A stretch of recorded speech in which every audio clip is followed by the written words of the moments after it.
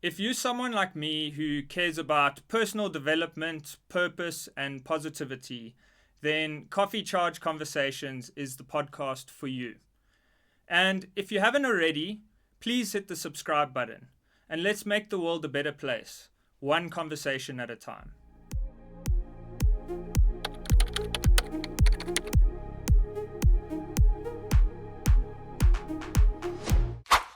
So today we're joined by Greg Risley, who is the founder of Rise Wellness. Greg, welcome to Coffee Charge Conversations. Mikey, thanks for having us. Yeah, appreciate being here and look forward to chatting. When did you decide to prioritize your own health? Yeah, so Mike, kind of goes back to when I was a junior. I always enjoyed playing sport. I always enjoyed sort of pushing myself on the sports field. Although I wasn't the best athlete around, I always was fairly healthy. My mom's always been someone who's sort of promoted health, eating well. So yeah, I think I've always tried to be healthy or lived a balanced lifestyle, should I say. I'm all for having fun, but then, also want to look after myself physically, mentally. So yeah, I think it's been part of who I am since I was a youngster, to be honest. And was there a catalyst moment that made you decide now you really want to take your health seriously? Yeah, I would say probably, obviously, 20. I think, I lost my dad in 2009 in my matric year. He was very young at the time. He was 48. He died of pancreatic cancer. And although I'd been relatively healthy, always played sport. When you go into those varsity years, you kind of, start jawling a bit more, drinking a bit more, and not really looking after your body. So I think, probably post 2009, I went to the UK for a year. People call it the Heathrow injection. Put on a bit of weight. Wasn't exercising as much, and then I think when I got back to SA in 2010, I started playing a lot of football. Started gymming, started training a bit more, because I just wanted to be more active, feel better. So I would probably say after school, after that gap year, 2010. And what were some of the mental benefits and some of the physical benefits that you realized since you started ice bathing? Yeah, so the ice bathing journey was quite interesting. I hated cold water. Like, wouldn't swim in winter. We've got a place down at the Vaal, which I would only swim sort of like late September, October. So it's something I've never been interested in prior to sort of 2020, 2021. And then, I came across a lot of content on social media regarding ice baths. And at the time I was battling quite a lot with, I wouldn't say mental health, but I was battling with anxiety. I think if I look back on it, I probably was depressed, but in the moment I didn't realize it. And I actually started the journey more for the mental health benefits than the physical. I felt like I had the physical sides down. I was gymming, I was training, I was riding motorbikes. Overall, I was pretty fit and healthy, but mentally I wasn't. And I think we've had that on the podcast, like some of our guests that have been bodybuilders or they've gotten into gym and stuff like that. You find that they look good on the exterior. From a physical perspective, they're doing the right things. They maybe running or going to gym, they're looking after their body, but not really prioritizing their mind. For sure. And I think mental health automatically turns into overall health. I think even if you're healthy physically, but you've got bad mental health, you've got to be all round, I feel, from a mental and a physical point of view. And I was really battling after 2019. My brother was in a big accident. He blew off his left hand, and it was a hell of a shock and quite traumatic to go through. And from 2019, we obviously then went into COVID and all of that. I was in such a bad space mentally, work-wise. So I think that was sort of catalyst from 2019 through to when we started Rise. I was in a terrible headspace, and actually, if I look back on it, I don't know actually how I got the courage to actually start a business and put money into it, because I was in such a bad headspace. But I felt like I just needed to take a jump and do something different. So athletes obviously use it for the physical benefits. Mm. What would those kind of benefits be? So, I mean, a big thing for the athletes is obviously inflammation, reducing inflammation in the body, because they're trying to recover as quick as possible to then go into the next training session, whether it be cardio or lifting weights.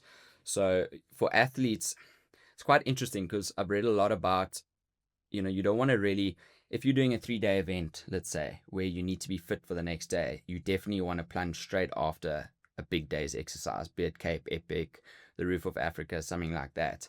But if you're in training, you actually don't want to plunge as often, or if you do, you want to plunge sort of 6 to 7 hours after you exercise. So your muscles then can break down and then start recovering sort of 6 to 7 hours later.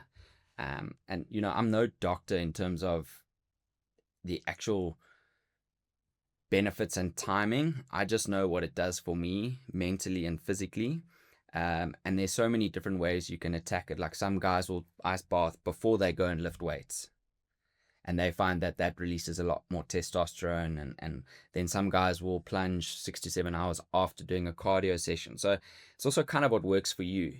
But for an individual like me who just likes to keep fit, healthy, mentally sharp, I find just plunging during the evenings just suits me so well. Just does so much for me. I feel like for me, it also, we started doing it from episode 1, and we kind of took a little bit of a break because we lost one of our ice bath sponsors. And I've just found it's helped me so much with overthinking. I'm quite an anxious person, and it's so easy to get in that web of stress and anxiety, and you feel like you're kind of having a battle upstairs. Yes. And as soon as I'd go into the ice bath, like, I was finally doing something that scared the shit out of me. Yeah. And after that, I'd just come out like feeling like I did something uncomfortable, and all that doubt and all that worry and all that stuff that it like almost translates into life. All that stuff that you worry about usually doesn't happen. For sure. Like I chat to a lot of people who are obviously now plunging and purchasing our products, and they ask me a lot of questions about what works for you and what works for others. And if you're getting into 6-degree, 8-degree water at the beginning of your day, there's not much you can't really conquer thereafter. It sounds ridiculous, but it really just helps put life in perspective in terms of, I can do this. I'm okay. Like I've got this. And for me, that's a big thing. Like I've always been someone who trains in the afternoon because I find that sort of takes the work stress and helps me relieve work stress. And then I'll plunge. And even if I can't get to the gym or train, I'll just plunge. Puts me in such a great mood to then spend time with my wife and my child. It just kind of just lets everything go. And a big part of it is obviously the breathing. So, everyone's heard about Wim Hof and breathing methods. So I truly believe it's not just the cold water. There's also a lot to do with breathing. And I think us as humans have almost forgot how to breathe correctly. And I think it's a big thing for society that we start learning how to breathe. It obviously helps you calm down. It's got so many benefits, but we live such stressed lives. We're stuck in this rat race that we just get caught up and we lose ourselves in all aspects of life. So I think that's what the cold water does for me. It just kind of brings me back for those 3 to 6 minutes into my zone, calms me down, allows me to tackle the evening or the day correctly. So for someone that hasn't done an ice bath before, what breathing techniques do you use to get yourself through it? Yeah, so it's taken me quite a while to work out my breathing. When we first imported our first sample, I got in at 8 degrees and I had to get out within 15 to 30 seconds because my shins, everything was aching. The pain was unbearable. But you've got to breathe through your nose really slowly and out really slowly, because once you have control of your breath and you're not shaking and panicking, that's when your body and you can just relax your mind. But we get a lot of people who jump in and then like shake and move, and it causes you almost to freak out. And I think it sort of relates back to life. Like, just breathe, look at the situation in front of you, and then deal with it from there. I feel a lot of people panic just like getting in cold water. And the whole thing with cold water is that it puts your body into shock, and basically it rushes blood back to your vital organs to keep you alive, in essence. And yeah, as I mentioned, I'm no doctor, but those sort of benefits of the blood rushing back becomes more oxygenated. And for those 3 to 6 minutes, your body's literally just trying to stay alive. And I can't explain the rush you feel afterwards once you get out. So a lot of people will even know the benefits, but they're so scared to break that initial barrier. What do you tell yourself in that moment where you first put your feet in the water and experience the cold? It's an interesting question, because some days I find it really easy to jump in, and other days I stand there and I can almost procrastinate for 10-20 minutes, because I almost don't have the mental strength that day to do it. Sometimes my daughter encourages me to do it. Sometimes my wife forces me to just get in because dinner's ready. But I think for me, once I've decided I'm going to do it that day, I know I have to do it. And I've always been good at telling myself, I've always been good at doing difficult things. I think that's a big thing for me. I like to push myself. So yeah, it's like one thing every day, or every second day that I do, where I'm like, you have to do this. Like, you don't have a choice. Non-negotiable. Non-negotiable. And that's something I've always been good at, fortunately. If I put my mind to something, I'll generally 99% of the time get it done. So what would be the ideal temperature, ideal time? How often should you be ice bathing? Sure. Very interesting question, and it's one that gets asked a lot. So to give you an idea, my belief on it is that as long as you're uncomfortable, so it doesn't have to be super cold, you don't have to go in at 3 degrees 0, as long as you are uncomfortable. So for me, when I started, as I mentioned, it was at 8 degrees. I actually couldn't take it, and then I moved to 10 degrees, and then from there started getting more used to it the more I did it. So then I was at 8 degrees for quite a long time, and my times would vary. Minimum 3 minutes for me, maximum probably 6. I have stayed in for longer, but I don't really feel more benefits. And it also depends if I'm training or not. So sometimes if I come home from a long day at work and I haven't trained, I'll just do 3 to 4 minutes. I'm happy with that. It puts me in good shape, like good mental side. It sort of shapes me up, helps me sleep that night. I just feel great when I get out of it. Sometimes I need a little bit longer because I've got in quite hot from a run or something like that. So there's no exact temperature. As long as you're uncomfortable, I would try stretch yourself to at least 3 minutes if possible. But the science says there's no real benefit for going colder and longer. They say about 47 degrees Fahrenheit, which is about 8 degrees or so, roughly, for 3 minutes is good.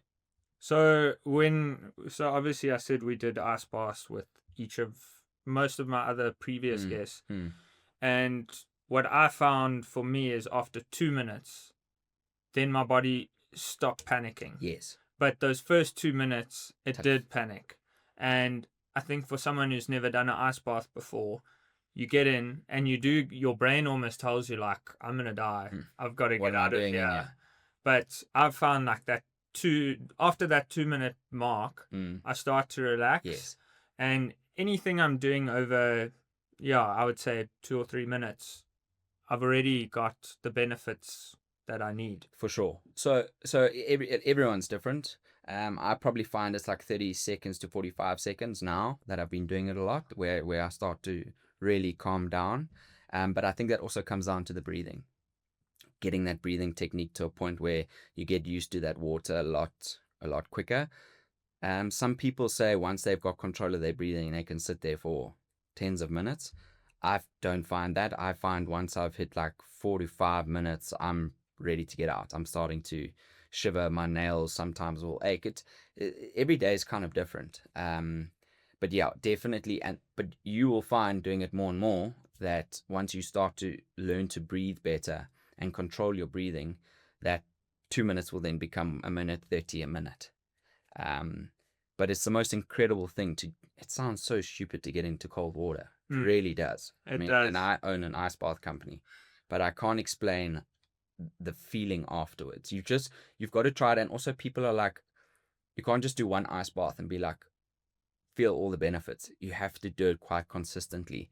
And that's why we started this business, is so that you can have a unit at home and do it religiously, 3 to 6 times a week, because that's where you get the real benefit. So why do I cold plunge? Post-COVID, I was battling with quite a bit of anxiety and wanted to find natural ways that I could try combat this. So the main reason I started this journey was purely from a mental clarity and trying to combat the anxiety I found myself battling with daily. And it's been such a great journey. We've started a business around it now, and obviously there's massive health benefits, but the main reason I cold plunge is purely for the mental clarity. It makes me feel amazing. I probably do it 5 to 6 times a week, and I just love the way I feel afterwards. If I'm in a bad mood and I get in the cold plunge, I'm automatically in a much better mood. And it's just so good for me to de-stress and sort of combat those daily battles that one has with either anxiety or depression. And it's just something that I've loved. The journey of building this business has been amazing. And I really want to thank Mike and his team at Coffee Charged Conversations for having me on their podcast. And yeah, I look forward to hopefully coming on your guys' show again. Awesome. Thanks, guys. So for people who won't do ice baths, and there will be people, and I understand those people as well. What about cold showers? Amazing. That's where I started. The journey kind of started seeing a lot of this on social media, and I just knew for myself I wasn't going to go buy 10, 15 bags of ice 3 times a week to put in my bathtub. And I found a company in the States and in the UK. But I mean, we're probably looking at about 125,000 Rand once I've imported it. So it's not really feasible for most South Africans. So I started cold showers. It was winter time at that point. I actually started getting used to it. So like I would shower warm, wash myself, and the last minute or two cold. And I started feeling so much better getting out of the shower. And then if I didn't do the cold shower, I would get out and I wouldn't feel refreshed. I actually would feel pretty shit. So that's where the journey actually started, is cold showers. But you don't have to wash cold. If you hate cold water, wash warm, then do that minute or two cold. You'll feel amazing. I think there's always like a gradual process. Like you don't have to start at the extreme. Like you said, you can start at a temperature that kind of works for you and build your way into it. I also started with cold showers, and I do the same thing. I go warm water while I'm showering, and then when I know like it's time, I just flip the thing to completely cold. You probably hesitate though. And I just but I'd say within 20 seconds I'm already like used to it. Exactly. And for hangovers it's absolutely phenomenal. Amazing. And that's it's hard to get into an ice bath with a hangover, but sure, it does wonders for you. Yeah. We even took one on one of our golf tours, because I mean a golf tour is not really a golf tour. It's a bit of golf and a lot of drinking, and yeah, I mean you feel amazing getting in cold water. It doesn't 100% cure it, but you come out a lot better than you went in. And I've seen people say that with ice baths it actually releases almost like it's like a good stress. Yeah, so it's obviously, I don't want to go too much into the science because I'm not, I haven't been in labs and done all sorts of testing, but it obviously there's studies that it increases dopamine levels, which obviously it's the feel good hormone or chemical, and then it definitely helps with your cortisol levels, trying to manage your cortisol levels. But for me, I don't want to go too much into the science of it. I just know how I feel, how much better I feel cold plunging those 3 to 6 times a week, And I think the problem with today's society is we want to take a pill and feel great and life must carry on. And we always want a quick fix. Exactly. We want to eat one salad and lose 10 kilos, and unfortunately life's not like that. And it's the same with cold plunging. You've got to be consistently doing it to get those benefits. So it's difficult to sort of, everyone's going to be different as well, because the chemicals, what we eat, but at the end of the day, it is going to reduce inflammation. It is going to increase, you're going to get those dopamine hits.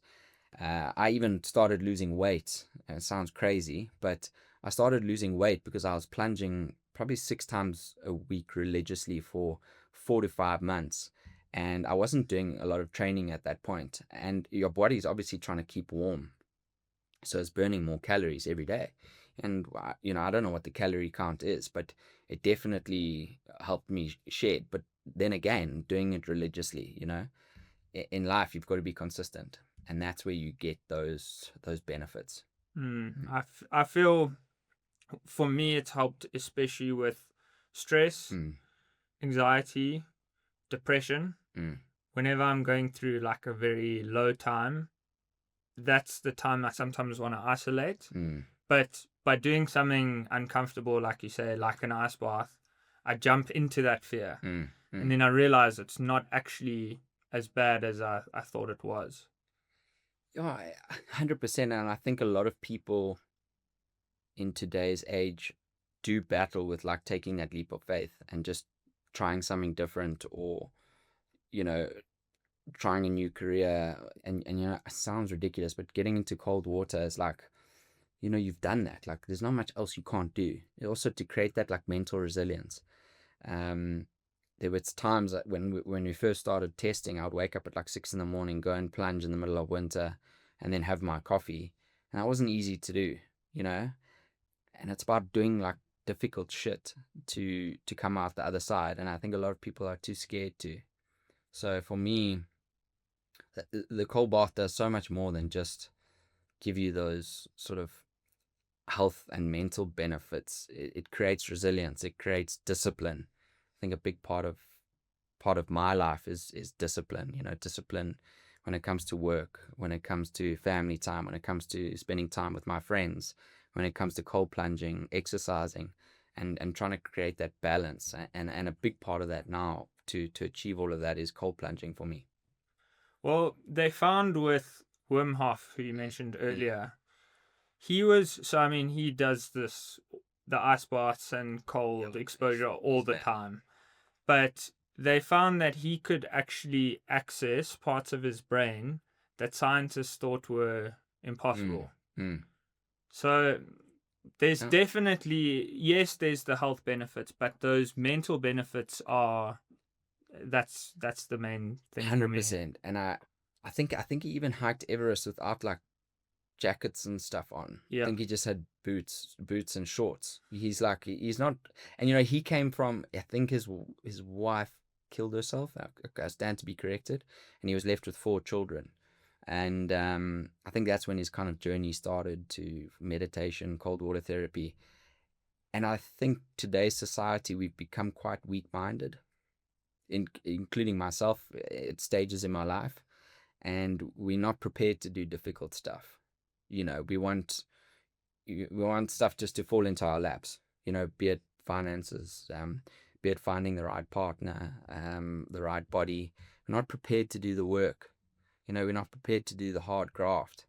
And I truly believe people have to start doing difficult stuff to achieve what they want to achieve. No one's going to do it for you. So like, that's a big thing for me. Like, if you're not in a good place, if you're not doing well financially or whatever, you have to make changes. No one's going to do it for you. And that for me is where the ice baths come in. Is like, it's that one thing I do that's very difficult every day, or should I say 6 times a week, just jumping in that cold water, and to create that mental resilience. And then I can go out there and push myself at work, and push myself in all elements of life. I think we eat badly, we lazy, including myself. And then it's a snowball effect. Exactly. But so I've started running about a year and a half ago. Nice. And I see that you speaking about difficult situations, you put yourself in. You did the Comrades. Yeah, sure. It was so I've always enjoyed running. But when I say running, I mean just like normal people do, 5, a 10K, maybe a 15K. A park run, yeah. Yeah, and then maybe you go and do a 21K. And a very good friend of mine, a guy by the name of Ed Tor, I've known him since I was about 6. He got into a lot of running and became his passion and his hobby. And he had just finished Comrades not last year, the year before, and we went up to his farm, and we were just chatting, and the whole weekend was about Comrades and how was the experience, and how did you go? And we were with two of our good friends. There were, I think, 5 or 6 of us up there, and one of the bigger lads who's not that healthy, a guy with the name of Mikey, a great friend of mine. He, had a few beers in us around the bonfire, and he said, "Guys, let's shake hands and let's all do Comrades next year." So it's not something I ever wanted to do, but I was like, you know what? If it's going to help you guys, it'll be a great experience, and I'm in. And we shook hands, and Mikey tried really hard. Unfortunately, his knees gave out on him, but he actually really did well. He ran a 25K, and he eventually said, "Boys, I'm not going to be ready." But I followed through with it, and landed up finished the Comrades. It was unbelievable. But same thing, like, if I shake your hand, I'm going to do it. Unless something really catches me off guard, I'll do it. And I finished Comrades, which I didn't think I would ever do. So that was awesome. The ultimate human race. Yeah, it was interesting. It was, so what a great day. I was very fortunate. I had a good day. I'd trained pretty hard for it. And I would encourage anyone to, guys, I think the longest I'd run before that was 21Ks. So. And how long is Comrades for people that don't know? It was 87 or 86Ks last year. And the longest I'd run generally was 21K. And I started training in the Jan. I think it was in the June. So anyone can do it. Trust me. It's just about saying, fuck it, I'm going to do it. In all aspects of life. So for me, I've got 2 Oceans coming up on Fantastic. the 5th of April. So by the time this episode comes out, I would have just finished. So it'd be a little bit embarrassing if... Okay. It's 56Ks, eh? 56K. So I did my first marathon last year. I did Cape Town Congrats. Marathon. Yeah. And now this year, each year I want to go up a notch in terms of goals. 100%. So now this year, my big focus is 2 Oceans. And I don't love running. I'm going to be honest. Yeah, it's tough. I don't hate running, but it's not like golf. It's not like it's not your podcasting. It's not like my absolute passion, but it's like the ice bath. When I do it, it just translates that like feeling. Yes. And that moment that I'm proud of myself in that day translates into the rest of my day.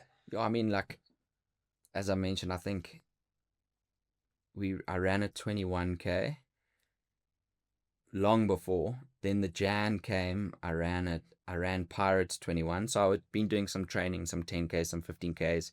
There's an awesome club called Mavericks. We were doing a lot of training there, track sessions. It's like track on a Wednesday and then hills on a Friday. So I was training. Then I did the Pirates 21, which is tough, quite hilly. The next race I ran was a 30K, and that was 75 400s. And the guys I was training with did 100. Okay, so just to give you perspective, I'm not a big runner. So I just threw myself in the deep end. And then my qualifying race for Comrades was a race called Irene, which was 48K. So I skipped the marathon of 42 and just went straight to an ultra of 48.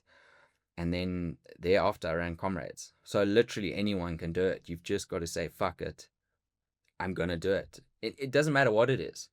If you battling to walk 5Ks, say I'm going to do it 21 and do it. And don't make excuses. Like, people need to stop making excuses. I honestly believe that. So in closing, what's an excuse that you are ready to let go of? Sure, it's a very interesting question.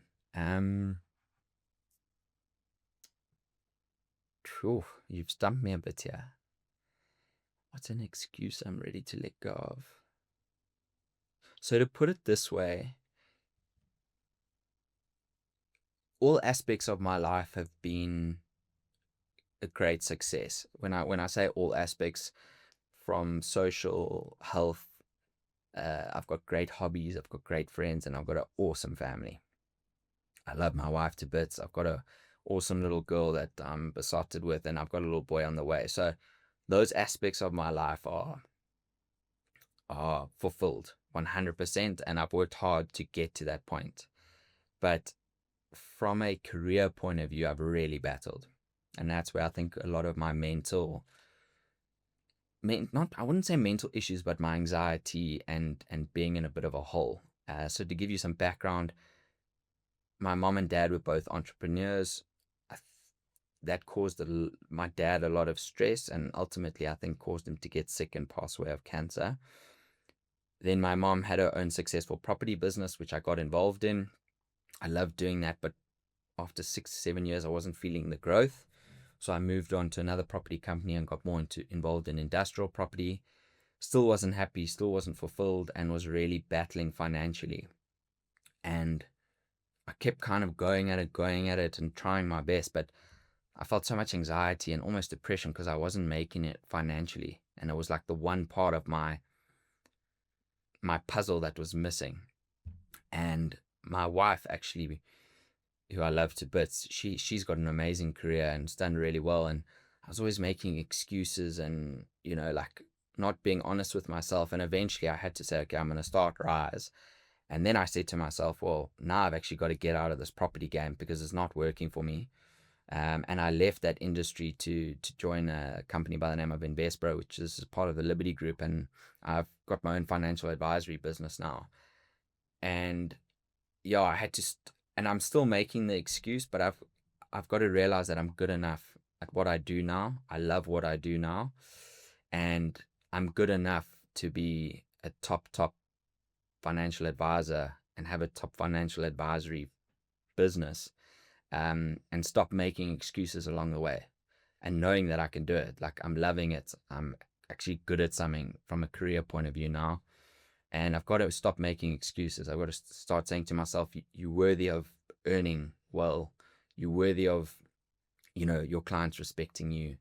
So yeah, I'm still working on it. It's a bit of a work in progress, but I'm getting there. But I've got to really now put my foot down and obviously we're running Rise and I love that side of it. And then I've got this other business. I've got an amazing guy by the name of Keenan who runs our marketing side and is getting more and more involved in Rise. But yeah, I just stopped making excuses from a career point of view. I think over the last 4 to 5 years, I made a lot of excuses. I actually haven't felt worthy of making money and building a successful career. And I even turned to my wife probably, 12, 18 months ago. And like literally not a joke, I just said, she was about to go to sleep. I said, babe, I am so bad at making money. And she sat up and she just started laughing at me. And that once again, it was like making excuses, almost that self-doubt. And I've had to say, fuck it. There's no more excuses. We go now. Now it's time to fill that last gap. Find that last puzzle piece.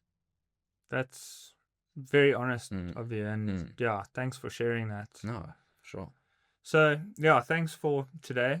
Thanks for having this open, honest conversation. And for people that are interested in improving their mental health and stuff like that, and they want to get involved, maybe through Ice Baths, where can they find you? Yeah, so guys, I really encourage you to drop me a WhatsApp, drop me an email, even give me a call. I'm super, super keen to chat to anyone who wants to try it. I'm still on the journey of learning every day about it. It's only sort of been 18 months, 2 years now. But yeah, guys, get hold of us. Our website's just changed to risesa.co.za. As I said, I'm on WhatsApp. You can reach out to Mikey and them if you want our details. But if there's even 1% of you who thinks they want to try cold water therapy, give us a shout. We always keen for, like, we've got a few events that we host. Just come and get involved, guys. It's such a cool community. And guys, if you are in a shit place, if you're battling mentally, don't be afraid. Talk out. Come to these events. Chat to us. Everyone's going through it. People might look like they've got it all under control, but people don't. People are battling. And I'm not one just to throw tablets at it, or medication. There's other routes, and I'm not saying stop meds, please, but guys, just try something different. And if that's cold plunging, and that's what you're thinking, reach out to us, please. Cool. So try an ice bath. Reach out to me, pop me a DM if you want a bit of a discount. And yeah, thanks, Greg. Mikey, thank you for having me. It was really cool, and hopefully we can do it again. 100%.